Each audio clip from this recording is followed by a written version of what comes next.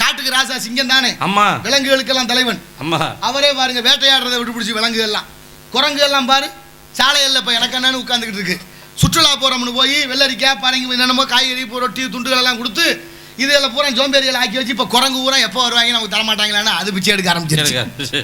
எவ்வளோ கேவலம், இயற்கையாக வாழ்ந்தது போச்சா, இயற்கையை விட்டு மீறிட்டோமா. இப்ப சிங்கம் வைத்த பயிற்சிருச்சு, வேட்டையாட போக முடியல. என்ன தலைவர் இல்ல, அதனால பாரு பக்கத்துல ஒரு எடுபடியா ஒரு ஆளை வச்சிருந்துச்சு. யார? நரிய. நரிதான் சிங்கத்துக்கு எடுபடி. அதை கூப்பிட்டு சொல்லுது வைத்த பசிக்குது போய் ஏற்பாடு பண்ணு சாப்பாட்டுக்குன்னு. பதறி போச்சு நரி. ஆஹா தலைவருக்கு பசிக்குதான் நம்ம ஏதாவது கொடுக்கலாம், நம்மளை போட்டு தள்ளிடுவேன் அப்படின்னு பதறி போய் காட்டுக்குள்ள ஓடுது. ஒன்னும் சிக்கல. கடைசியா பார்த்தா ஒரு கழுதை சிக்கிருச்சு. கழுதை கிட்ட போய் சொல்லணும் தலைவருக்கு பசிக்குதான் உன்னை கூப்பிடாரு வான்னா வருமா? அது எப்படி வரும்? பின்னங்கால் பொருடி அடிக்க ஓடி போயிடும். இப்ப நரிக்கிட்ட ஒரு தந்திரம் இருக்கு தெரியுமா? சொல்லு நரி தந்திரம். இப்ப நரி தந்திரமா போய் கழுதைகிட்ட பேசுது. என்ன கழுதையார நல்லா இருக்கீங்களா?